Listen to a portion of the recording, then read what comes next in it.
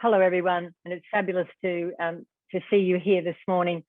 It's very early, it's 7 a.m. here in Toowoomba in Australia, and my guest, Dr. Anne Gallagher AO, is joining us from London. So welcome, Anne. Thanks very much, Lynn. Lovely to be with you. It's a pleasure to have you. So the Remarkable Women Powerful Stories Leadership Series by Zonda International, of course, has been going for all of this year, and it's one of the greatest delights in my calendar each month to host this.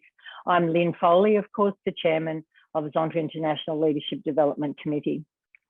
I wish to acknowledge the traditional custodians of the land on which we're meeting today and pay my respect to elders past, present and emerging, and also pay that respect to any First Nations people present.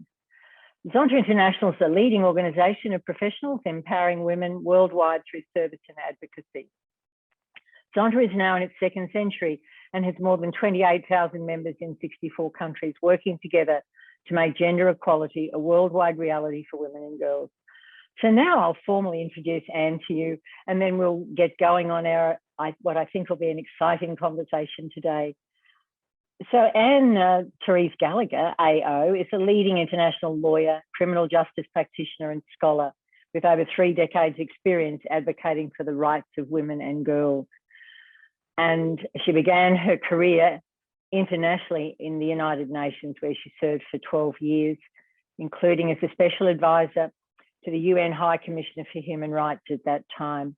So since then, she's been a major force in the global movement against modern slavery, participating in the development of international, regional and national laws and policy. Anne has an amazingly brilliant career already, and her current role is the Director General with the Commonwealth Foundation, now based in London, although she hails from the country here in Australia, that of course has spent much of her career offshore.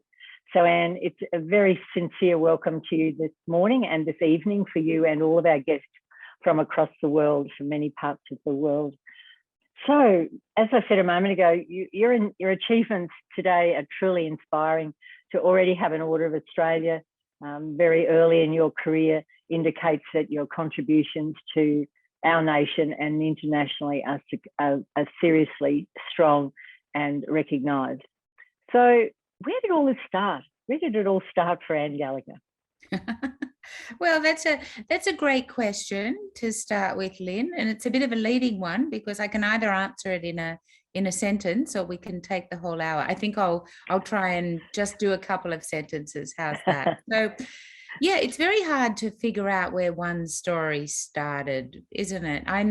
If I look back, I had a very ordinary Australian upbringing. I came from a large, quite chaotic family.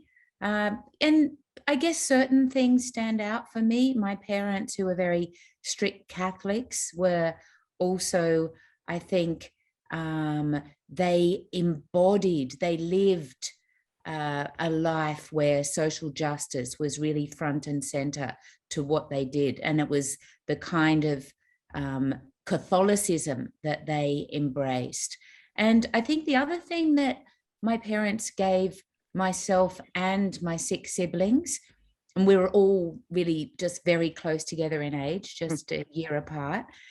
I think they gave us a sense that, if you have the privilege of a good education, of a good family, your task in life is one of service. So we were expected, I think, all of us to serve in some way, whether that was as a teacher or as a doctor, or as in my case, a lawyer who was not working in the commercial world. I think that ethos was very strong in the family. So maybe that's a good way of explaining how it started. When we met a couple of weeks ago by Zoom, you talked a little bit about your school days and how you completed school and went on to university. I think our audience would be interested in some of that, because it certainly wasn't, a routine progress through school into university. Okay. So yes, you've outed me there, because I have to say I was a little bit of a misfit when I was young, and I put that down, I think, to the large chaotic family and being right in the middle of all of that chaos. And yeah, school just wasn't really a good fit for me. And I think even at university, I didn't really feel, when I started university, I really didn't feel in place. So I actually was asked to leave my very lovely school, I have to say. So I finished my high school sort of through our technical college system, which was a very interesting and enlightening experience for me. So yeah, I think by the time I got to university, I still wasn't exactly in place. And it was really only, I think I can almost mark the moment. And it was when I was at law school, and I did law because it seemed like a nice long degree to do while I could figure out what else to do with my life. And I was getting kind of okay marks, and it was pretty boring. I didn't really like it. And I was slowly starting to panic that being a lawyer would be the last thing that I'd want to do. And then in my fourth year of my degree, my arts law degree, I took a class in international law, having absolutely no idea what international law actually was. But I walked into that class, I found a teacher who really changed my life completely. He was an old Indian, a Sikh professor of international law, and he was a passionate believer in the international system, the idea that the international community itself is and should continue to be a rules-based order. So he infected me with that passion. And I knew from, I think, a few weeks into that course that I wanted to do international law. I wanted to work in the international arena. And I really never, ever looked back. I went on to study international law at a postgraduate level at the only place in Australia that one could do that at the time, which was at the National University. And then I went on to do more studies, and then I got my job at the UN. So everything flowed from that. So I owe Professor Singh a great debt, I think, of gratitude. It's interesting how sometimes, particularly in that university life or in school life, there's one person that stands out, and there's something about their ability as your teacher, mentor, and colleague to come that just inspires or causes us to make a change in direction, whatever that is, because of their influence. It's absolutely, it's so true. Yeah, it's amazing, isn't it? Yeah. So in choosing the role at the UN, that was fairly early in your career, wasn't it, when you went to the UN? And so what do you think motivated you, other than Dr. Singh and your time at university in law, to be the powerful influencer and change agent you are, particularly in human rights and human exploitation? Because that's from reading your bio and talking to you and doing a little bit of in-depth Googling, that to me seems that's how I would describe you, a powerful influencer, a change agent in that area. What was the motivation?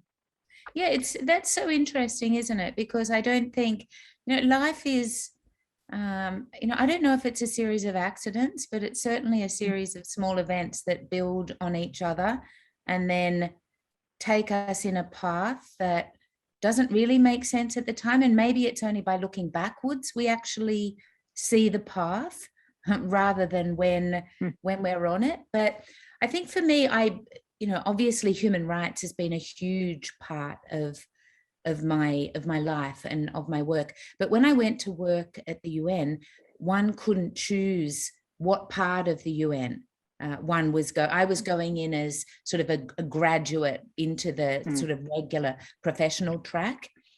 And I could have been posted anywhere in the world, and I could have been put anywhere. I could have been put in peacekeeping or in international trade. I could have been put in health. I could have been put in law of the sea, like so many different areas. So But the UN, in its wisdom, which I discovered afterwards is no wisdom, it's all just pretty random, they sent me to Geneva to work at what became the Office of the High Commissioner for Human Rights. And I'd done human rights at university at postgraduate level, and I'd sort of been interested in it, but it didn't grab me. Not really, not at that academic level, it didn't grab me. And but going to Geneva, working on human rights at the UN, I think, got an opportunity to see firsthand how unfair the world is, and how injustice, cruelty, and greed are hidden and rewarded. They're not exposed and punished. And I had the great privilege of working on different areas of human rights law. So I worked on the death penalty, I worked on human rights in peacekeeping, I worked on economic and social rights, including the right to food. So I had really a great exposure to this whole area of human rights. And I also saw how political human rights is. So one of the great lessons I took from the UN is that human rights it's all about power. So it's all about taking power away from those who have too much and giving power to those who don't have enough. So it's about taking power from the state and giving it to the people. It's about taking power from men and giving it to women, taking power from adults and giving it to children. So we all understand, we know even in our own lives that nobody gives up power easily. So human rights it's not a one-off battle. It's this continuing war that really goes to the heart of our politics and of our lives at the highest level, but also at the most basic level. So for me, human rights is kind of our human story, and there's nothing more essential and nothing more important than that. Yes, and it's that the themes you've touched on there is a really good and strong description, isn't it, of human rights. It's all about power, and I think in all countries of the world since the outbreak of the pandemic, many of us are experiencing that in different ways, that the human rights and the power and everything to go with it. So it seems to be exacerbated, particularly in the place of women, etc., during the pandemic, which we'll come to shortly, and I'll pursue that theme in a moment. Can you tell us a little bit more about your current role? It's an interesting role, being Director General of the Commonwealth Foundation. So perhaps our participants today would be interested to know just a little bit about what that looks like for you based in London. So very happy to do that. So I've been in this position for 2 years. So the Commonwealth, I'm sure that many people on this webinar are from Commonwealth countries. Of course, Australia is a Commonwealth country. The Commonwealth has 54 member states. So it's kind of it's a mini UN, and it really exists to kind of support, and it's based on a charter very much like the UN Charter. It's a human rights based organization. It's really unique in bringing together some of the largest countries in the world, for example, India, with some of the tiniest states in the Pacific and the Caribbean, those that very rarely get a voice in international affairs. So the Commonwealth has a couple of intergovernmental pillars, and one of its intergovernmental pillars is the foundation. So if you look at the Commonwealth, it sets itself up specifically to be an organization not just of states, but of people. So the foundation looks after the people side of that. So I've been described as the ambassador for the 2.4 billion citizens of the Commonwealth, which is a bit of a tall ask, but we work in the foundation to advance the rights and interests of the people of the Commonwealth. So we work for human rights We're doing a lot of work at the moment on health, on climate, and on human rights, specifically and most particularly at the moment, freedom of expression, that we see as fundamental to healthy, flourishing civil societies, and a right that's really under attack from so many different quarters, and that really it needs defending. It needs the most robust defending, particularly at the moment. And following that theme of defending, very shortly you'll be taking up your new role alongside your current work as chair of the Girls Not Brides. So, as you know, I'm sure you know, one of the key international projects that Zonta International has is ending child marriage. Be interested in your views, and particularly on how you think Zonta members can participate. So we're talking about, 25,000 members or so across the world. How can they also participate individually or at club level in this ending child marriage? And of course, you're going into this new role as well, which is fantastic. Yeah, and I'm really looking forward to that. So I've been working around the issue of child marriage for a very long time, particularly through my work on human trafficking and other forms of modern slavery. But I think having the chance of being at the helm of this particular organization, I think is something really, really very special. So I'm not sure if how much people know about Girls Not Brides, but it was set up about 10 years ago by the elders. That's Nelson Mandela and the group Mary Robinson, who I worked for when she was High Commissioner for Human Rights, the former president of Ireland.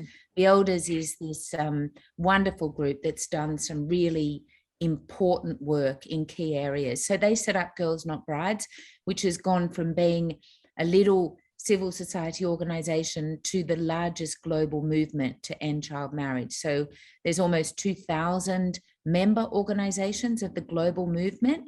And then, of course, there's a secretariat that supports those members, because I think something that Girls Not Brides has both understood itself and sought to communicate with others is that this is not a problem that's going to be solved like from the UN or from Australia or from the US. You need to involve girls, and you need to involve those who are closest with them. This is about changing hearts and minds, and it's really something where the organization, that the action on child marriage needs to be very close to the problem. But at the same time, I think that there's a lot that can be done internationally. One of the things that is a bit of a worry for us is that child marriage is going a little bit off the global agenda. There are so many that our list of terrible things happening in the world is just getting longer and longer. And it's very important that these issues get the attention they deserve. But I think we shouldn't forget how fundamental the problem of child marriage is to so many other problems linked to gender and discrimination. Because girls who get married don't go to school, they don't get educated, I think the chance, the things that go with that, the chance for impoverishment, for violence, for a continuation of a life cycle that is so completely opposite to what we understand to be of a free and decent life for women and girls is poisoned by child marriage. So I believe very much that keeping the spotlight on child marriage is so important. And this is something definitely that Zonta members can do. They can work themselves, they can work with the different organizations who are associated with Girls Not Brides in exposing, in explaining. Explaining is really important. Explaining that this is not just about child marriage, the act of child marriage. It's about everything that's around it. It's about the situations, for example, in so many countries and so many communities where parents really make a considered choice that the only way to keep their child, their daughter, safe from violence and from poverty is to marry them off. So explaining about how complex this problem is and how there isn't just a fix, like, you know, having a law against child marriage or prosecuting those who are involved in a child marriage. And then also supporting the organizations that are close to the problem, the ones I spoke about, because they they're in the best position to make those changes to hearts and minds and laws that mean that we can make a dent in this problem. And it is about making a dent, isn't it? It feels like such a wicked problem. If we go back to the theory out of Harvard about it's a wicked problem, and wicked problems don't have unilateral solutions, do they? We have to just chip away at them from that wicked problem. Yeah, it's so true. I worked on irregular migration for a long time, on migrant smuggling. That was sort of a big area of my international legal work that over the last 5 or 6 years. And that's a classic wicked problem because the incentives and the drivers are just there and they're not changing. And global migration is just fundamental to the human condition. So trying to stop it is just, you know, it's doomed before it starts. I don't feel quite like that with child marriage, because I think that there is there is a growing sentiment, including in the countries that are most affected, that this is not something that communities, that societies are happy with. And I think that sentiment is something that we can work with, we can nurture, and we can support, whether we're doing that from a distance or whether we're right there. And I guess it's believing, isn't it, for individual Zonta clubs around our world to believe that even the small piece that they do in a micro environment is useful. It's the raising awareness, it's advocating, as you said earlier. So it's so important to realise that it will make a difference no matter how small the piece of action that we take. Well, absolutely. And this is the lesson that I've learned from this global movement, that some of these, like there's massive members that are absolutely huge, like UNICEF in the global movement, but then there are these tiny micro civil society community organizations that are working in little villages or towns or cities through Africa, through Asia, and actually making a difference to the lives of girls and young women. And they're the ones, I think, that really absolutely deserve our support, because with very little, they can do so much. So from a personal angle, with your serious amount of work in the space that you've described so far, and your Order of Australia, which honours your achievements so far in that world, and that's a very high honour in our country, of course. And therefore, you're a really high-profile role model to women and girls, to all, but particularly to women and girls. How do you embrace this? How does that sit with you? Yeah, gosh, it's a bit of a difficult question, because I think, I spend my time looking at women I admire and that I'm learning from. So I guess maybe one way to embrace having that profile is having a bit of humility, understanding that I stand on the shoulders of others. And I think that's really important, because none of us get to where we get without the support and encouragement and love and wisdom and guidance of others. So I think, if one can embrace that through humility, then that's what I would like to think that I do. But I guess the other one, which is also related to humility, is honesty, to recognize that there are, you know, one can have great good fortune, or one can begin the race, I think, ahead. And to be honest about that, because I get a lot of questions, for example, about how have I been able to combine a very intense international career with having a family. And you know, I have to be honest about that. I think you know, one of the I guess, you know, the person you choose to partner with is absolutely critical to that. And I have to be honest about that, and also to be honest about the struggles around that, because certainly I had to take career directions that were not my preferred career directions, because I wanted to have a family and to be a mother, as well as to be the other things that I was in my life. And it came at a cost, probably.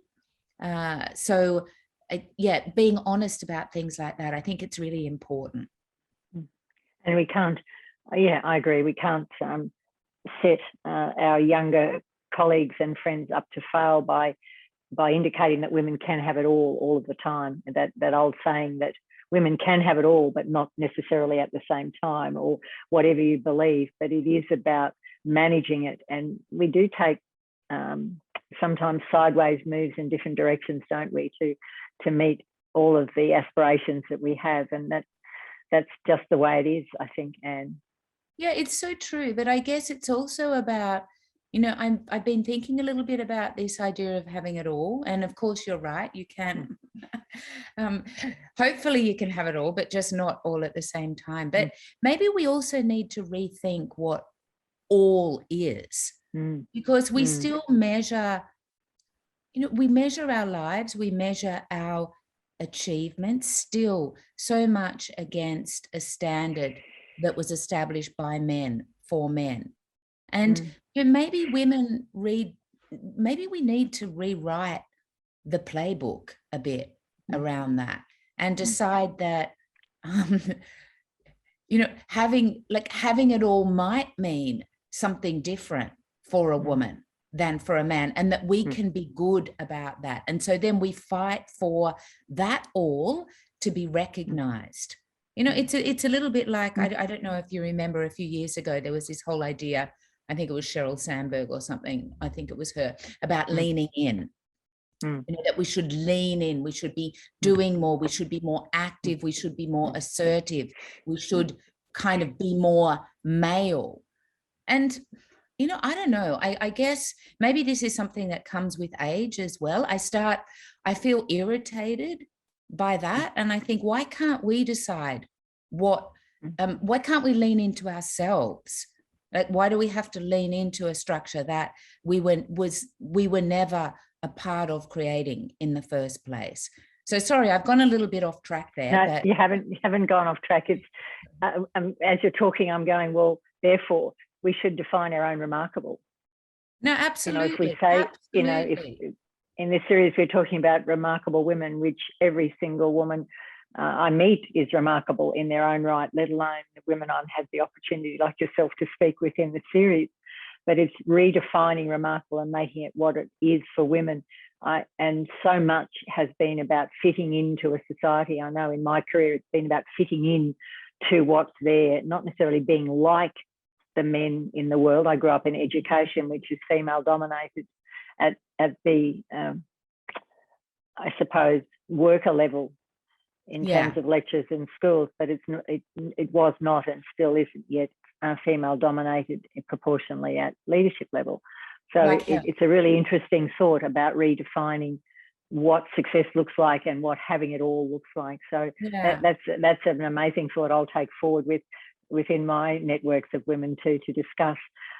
When we met first a couple of weeks back, we talked a lot about the power of younger women and bridging that and making a bridge between generations. And I'm really interested in your reflections on that, as I know people will be today. And you talked a lot about your daughters and how that becomes that generational bridge and what that means for us as we still work as remarkable women and leaders in our society, and that younger women piece. So I'll leave that to you to take where you'd like. Yeah, so that's it's a great question. I just feel very great. I have 21-year-old twin daughters.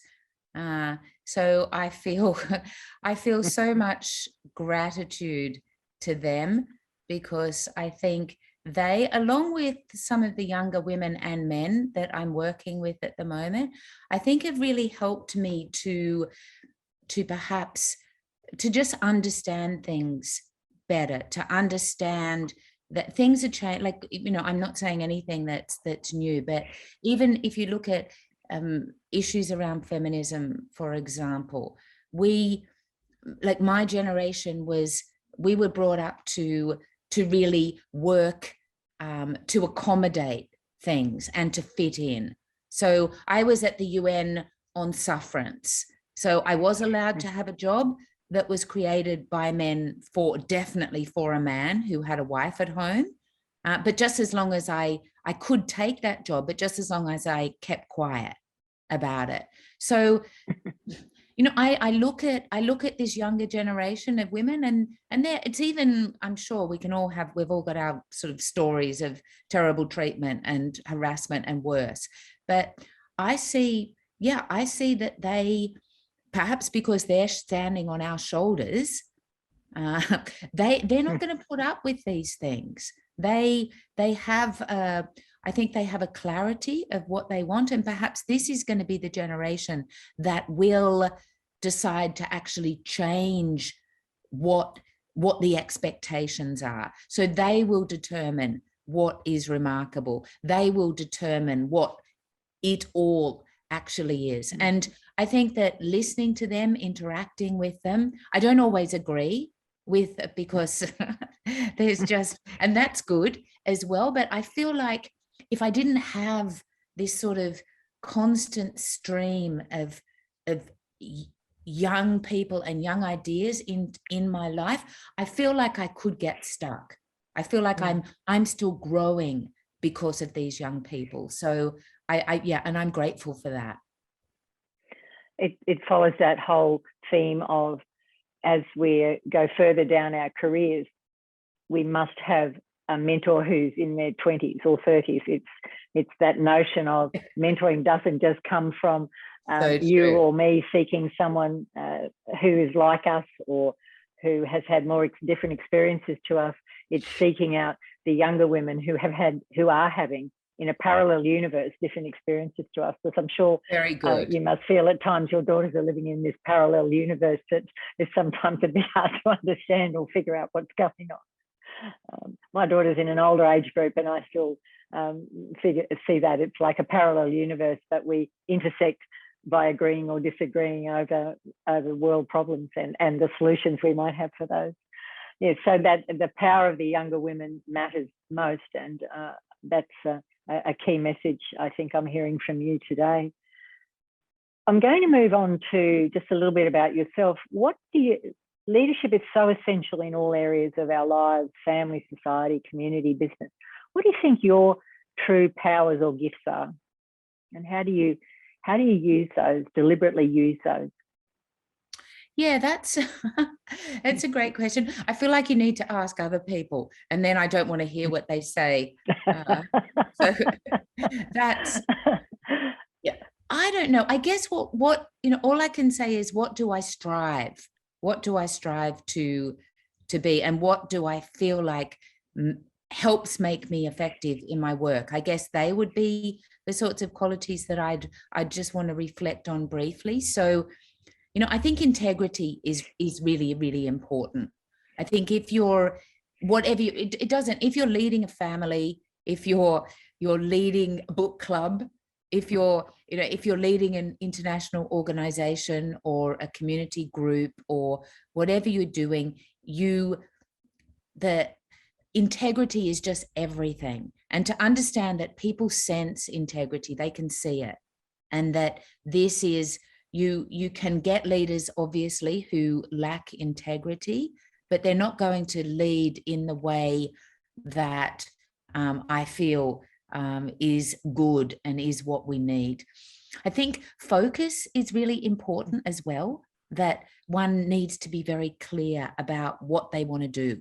Maybe they don't know exactly how to do it, because that's when you build a community of advisors around you. But understanding like you're getting your focus right is really important, because don't think, I guess when you're, when I think about leadership, Lynn, I'm not just thinking about leading people. It's also about, I guess in my career, one of the things I've done is to try and provide intellectual leadership in relation to certain fields.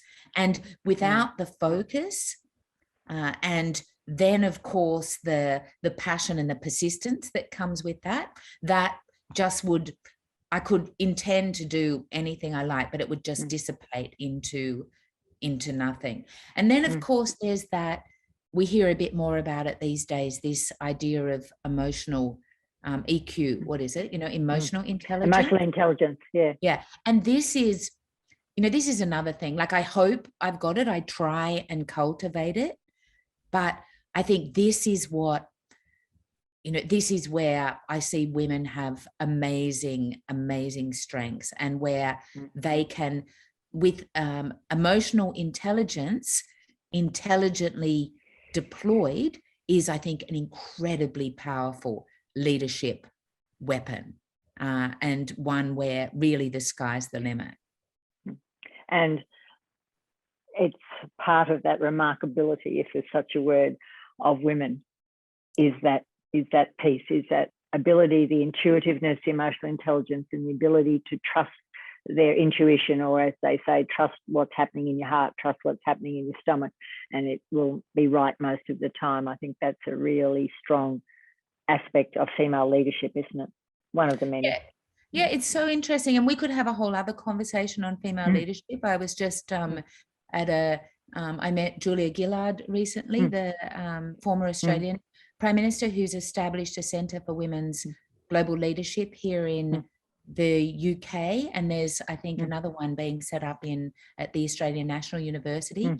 And she talked a lot about women's leadership and how it's different, and even why it's different, and how it can be deployed effectively. So it's a whole wonderful world. It's another dissertation at another time, and that comes off the back of the book that Julia Gillard and Ngozi Iweala, I always get her name wrong, but Ngozi has written with her, and it's all about women's leadership. Yes, it's amazing. So when there are some barriers and roadblocks and things don't go quite so well, or it's that crazy tumble of life and your resilience drops and you get a bit of a blow to your confidence, how do you recover from that, Anne? What pulls you through those times?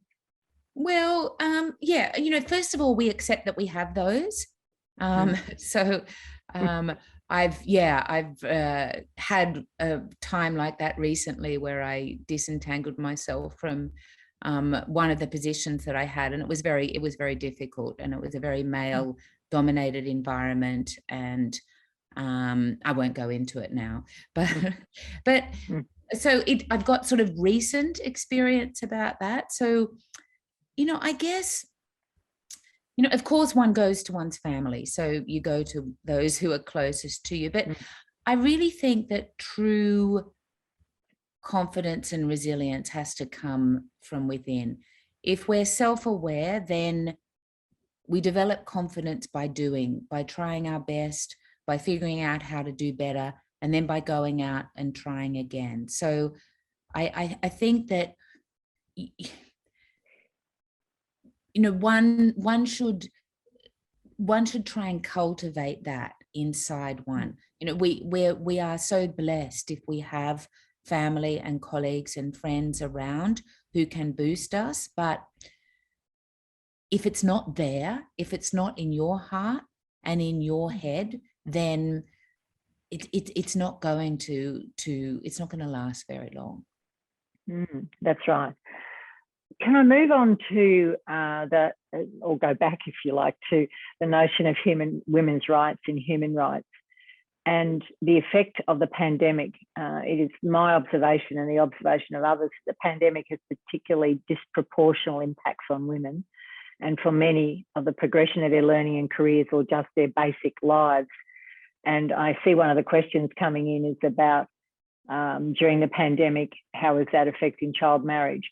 But that notice, that whole area of women's rights, what do you think has to happen in the next 5 years or the next decade to address it? Because the World Economic Forum's latest global gender gap report quotes figures like 130 years before we'll get anywhere near gender parity. So from all of your work and experience in working at the levels you do, what else has to happen to really make gender equality come to fruition or get closer? Okay, so I'm going to sort of throw a bit of a spanner into the works by saying that, you know, I think I'm thinking about the World Economic Forum's Global Gender Gap report and thinking that, yeah, they're saying that basically we'll never get gender parity.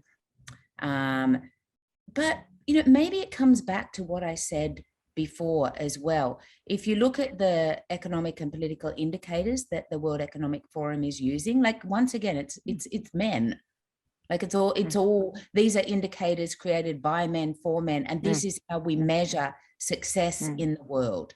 So they kind of like discount the fact that particularly in developed economies, women have longer, healthier lifespans than men. They're much more highly educated. They're advancing at a higher rate. Like that doesn't figure in. So, you know, I think, well, why don't we start writing our own indicators of the good life? And, you know, maybe, and, you know, this is not taking away from the fact that there are terrible, terrible problems. And that particularly, you know, you know, women will always suffer. You know, if a country is suffering, if a society is suffering, women will be suffering worse.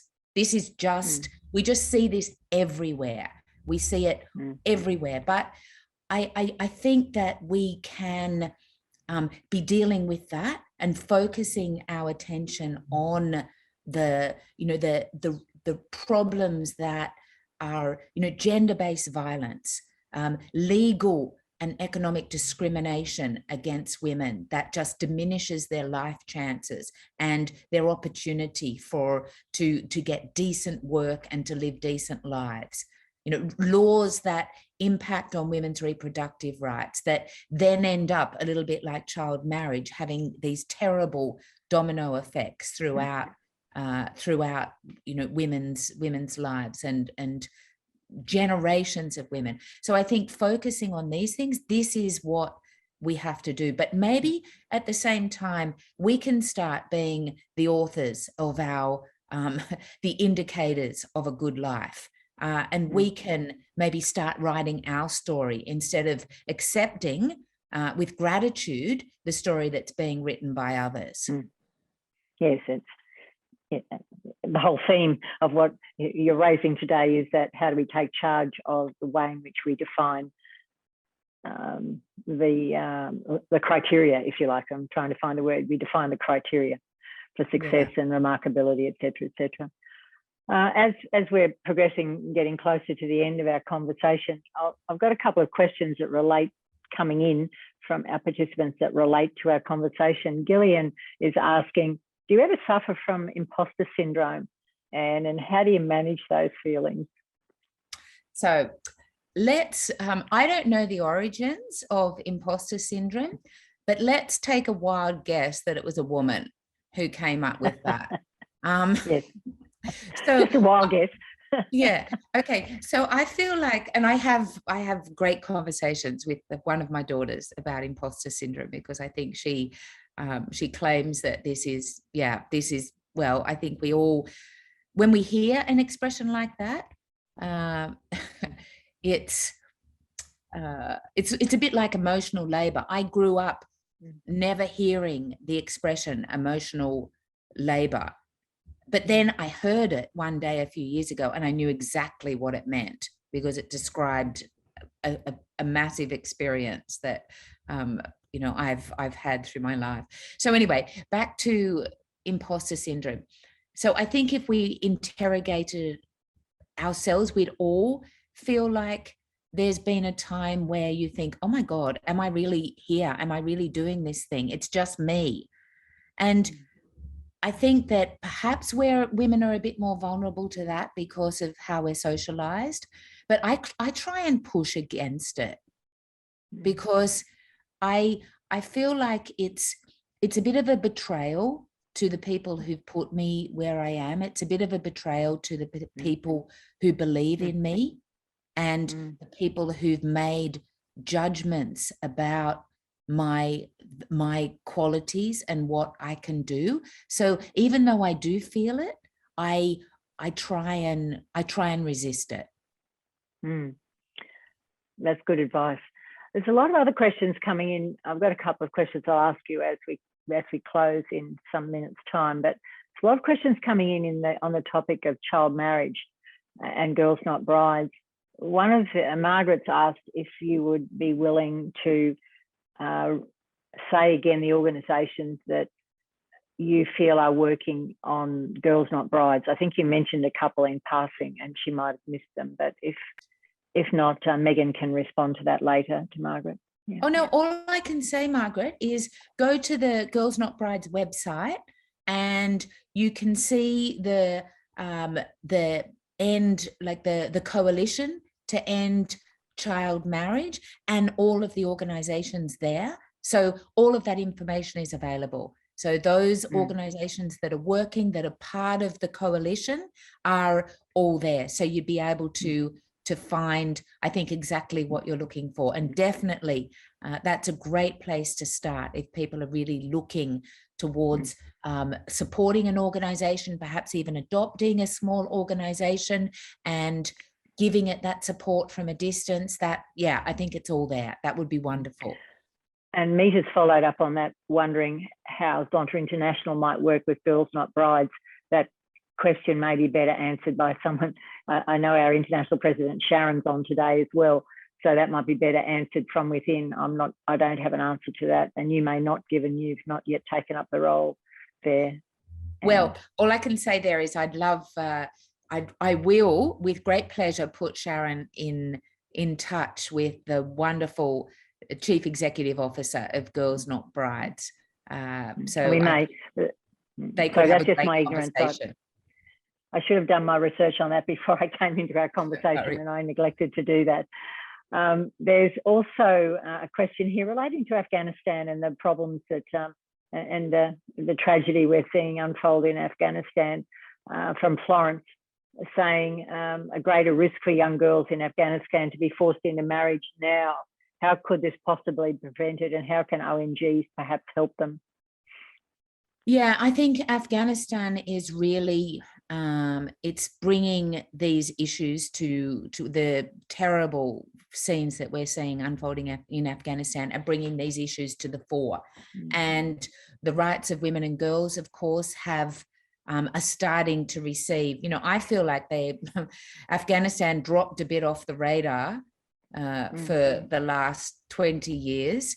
In many ways, and it's a bit sad that it's taken this to have the international community speaking about the situation in Afghanistan and actually starting to do something. But definitely I think we should be, those countries that are in a position to do so should be supporting women and girls in Afghanistan. One of the greatest changes to the international refugee legal framework over the last decade or so has been the recognition that the threat of gender-based violence and the threat of forced marriage is a basis for seeking and receiving asylum. So this is I think where we should be pushing and really also, the international community. We know that the future of Afghanistan is, at least for the foreseeable future, in the hands of those who've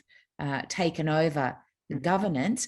And the international community has an absolute critical role in maintaining a strong a strong stance on issues related to women and girls, including, I feel, particularly the issue of child marriage, where we have very clear international rules in place.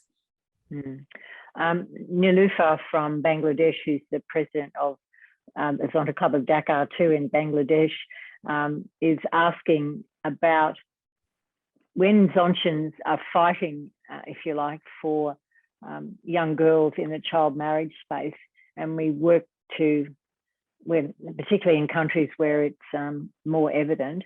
How do you think, she asks, how do we think we can help them? Do we advocate with the parents, or do we go to schools and create awareness among children regarding child marriage? Have you got a view on that might assist her and others who are listening today? Well, I feel like I might, I'd probably be better qualified in a year or so to be able to give a proper nuanced answer to that. But one of the things I understand already from what I've learned from Girls Not Brides is you have to work on every level. You have to be working with parents, but you have to be working with them. You can't be, it's absolutely essential to be working closely with parents and supporting parents, not putting parents as a negative in this space. The parents are there to be supported and helped.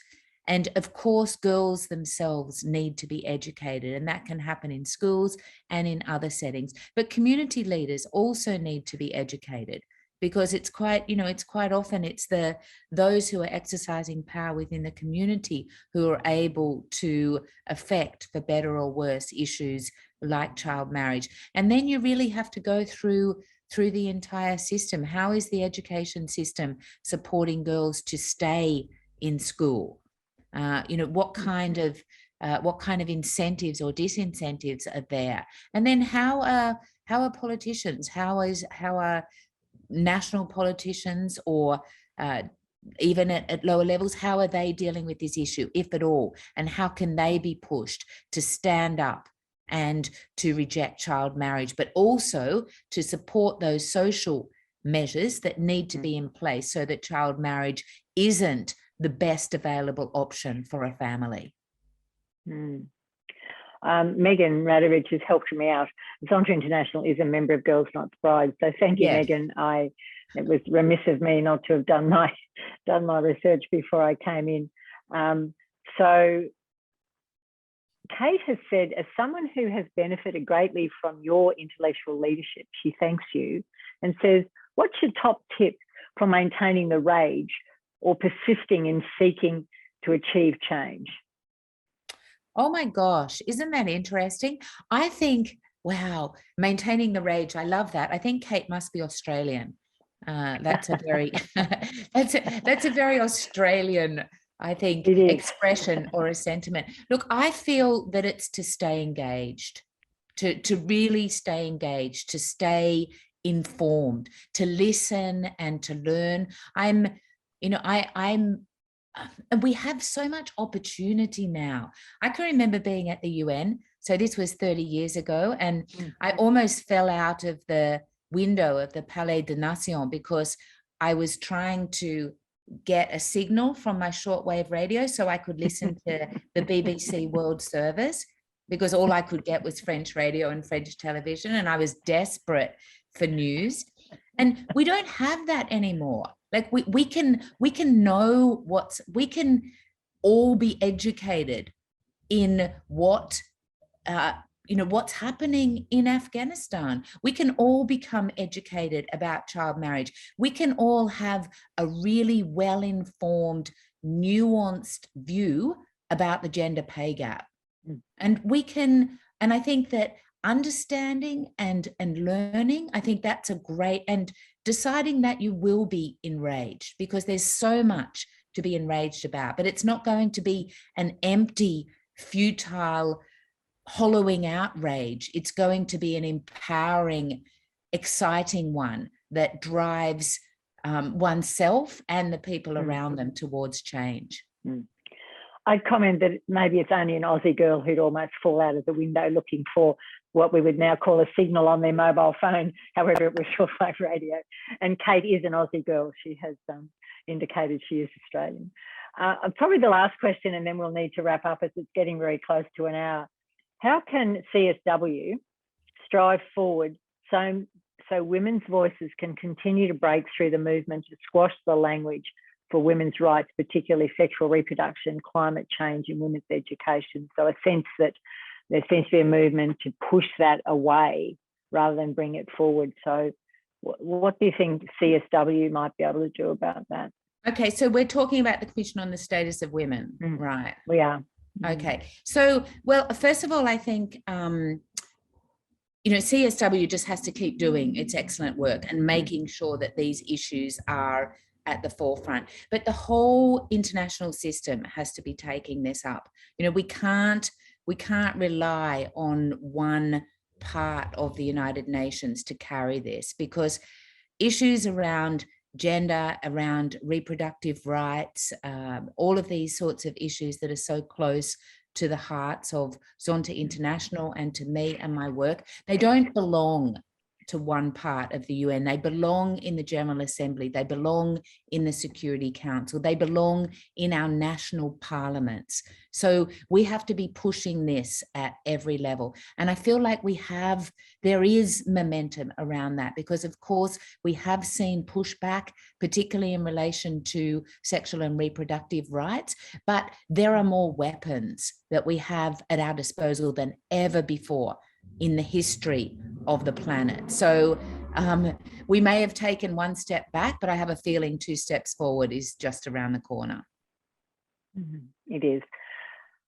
So I'm going to head to wrapping this session, and I'm going to do it off the back of some lovely comments that people are making, because they're, I guess, reflecting how I feel about my opportunity to get to know you, probably more in depth than I get to know most people I meet. And so I thank you for your generosity of spirit in sharing this story and in sharing a lot of your thoughts and reflections with me in our first conversation. I'm very, very proud to know you, and I do hope that at some time we might actually meet face to face. Margaret Bateman from here in Australia says, what a powerful woman you are. And as Governor of District 24, she was very proud to present you, I have to read it, with your Zonta International Honorary Membership back when you received it on behalf of Maria Jose, who was the president at the time. So there are lots of memories, and I think that for me is part of wrapping this up, is the fact that Zonta International has rewarded you at that time with your honorary membership based on your achievements, particularly in the area of human rights and all of the work you had done at the time, let alone the work you continue to do.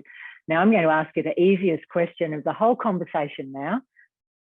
Where do you believe you can achieve the next uplift in your power of voice and leadership? In other words, what's next for you? It's just an easy question to finish with.